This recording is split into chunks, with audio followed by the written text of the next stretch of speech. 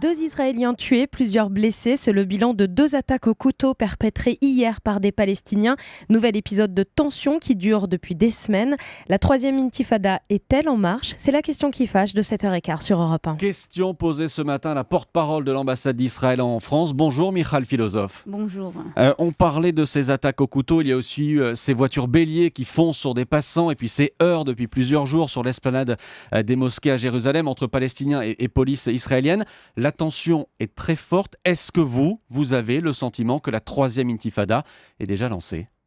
Notre sentiment est vraiment la tentative d'apaiser la situation. Je aussi tiens à vous dire qu'à part les 2 attentats hier, on a eu aussi une tentative d'attentat de voitures béliers à Beersheva sur 2 filles.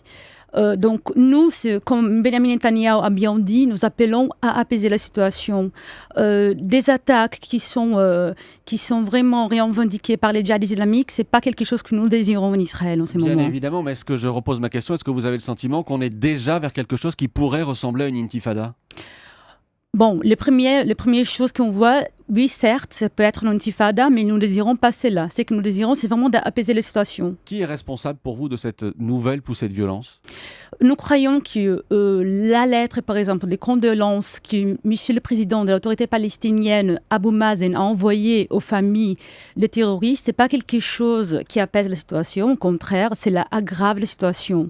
Maintenant, l'important, c'est de maintenir le status quo au monde temple et maintenir la situation le plus possible. Alors, vous avez le sentiment que Benjamin Netanyahu est dans des gestes d'apaisement ces derniers temps, mais est-ce qu'au côté israélien, il n'y a pas aussi de la provocation qui tend un peu plus les choses? Un exemple, il y avait un statu quo, vous en parliez, sur l'esplanade des mosquées, le mont du Temple, qui est un lieu saint à la fois pour les musulmans et les juifs. Les juifs israéliens avaient le droit de s'y rendre, mais sans prier. Et on voit de plus en plus de religieux juifs qui viennent manifester à cet endroit-là. Est-ce que ça aussi, c'est pas ça qui déclenche la colère des Palestiniens ?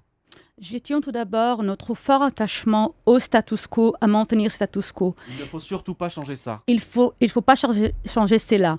Il est très important de dire aussi qu'il faut voir les choses dans un contexte plus large. Nous nous trouvons aujourd'hui dans un temps où Abou Mazen est en train de revendiquer une décision au sein du Conseil de sécurité à l'ONU. Notre objectif, ce n'est pas d'exporter ces conflits-là, mais tout au contraire, de le mettre sur la table de négociation et au pourparlers direct. Benjamin Netanyahou, est-ce qu'il n'a pas jeté de l'huile sur le feu en expliquant, par exemple, que les Arabes israéliens qui manifestent en ce moment, qui ont le sentiment régulièrement d'être des citoyens de seconde zone, qui manifestent notamment après la mort d'ailleurs d'un jeune Arabe tué par la police israélienne, Benjamin Netanyahou a dit que ces Arabes israéliens qui manifestent pouvaient aller vivre, s'ils le souhaitaient, dans les territoires palestiniens. Est-ce que ça, c'est pas jeter de l'huile sur le feu ?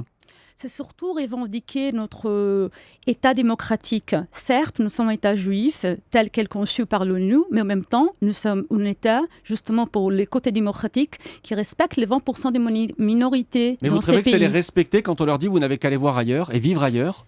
Bon, je pense qu'il vraiment faut apaiser la situation. Mais c'est ce qu'a dit Benjamin Netanyahou, le Premier ministre israélien. Il leur a dit « vous pouvez aller vivre ailleurs si vous le souhaitez ».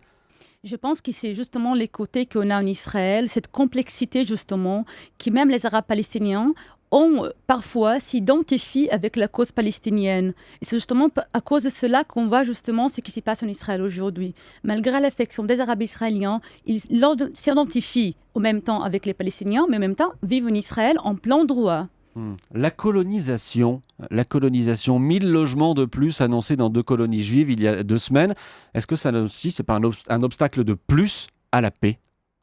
Non, tel que le conçoit le Premier ministre Netanyahou, les implantations ne sont un obstacle à la paix. On a vu cela il y a 9 ans, lorsqu'on a évacué la bande de Gaza, où il y avait pas mal d'implantations aussi. Malheureusement, ce qu'on a reçu en échange, c'était l'attaque de Hamas. Mais clairement, ces colonisations, ces nouvelles colonies, ces nouvelles implantations, c'est de la provocation face aux Palestiniens, vous ne pensez pas ? Nous n'en pensons pas. C'est comme ça qu'ils le ressentent en tout cas.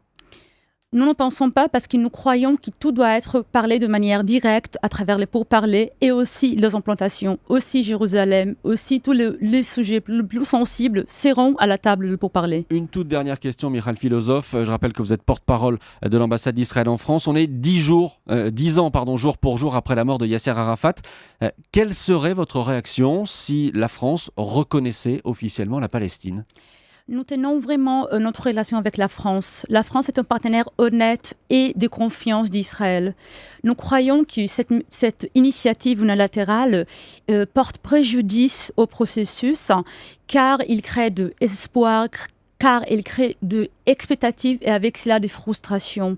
La meilleure manière de le faire, c'est à travers de pourparlers de manière directe et avec la France involucrée dans un rôle très important en cela. Mais des pourparlers, des négociations qui n'ont rien donné depuis 30 ans.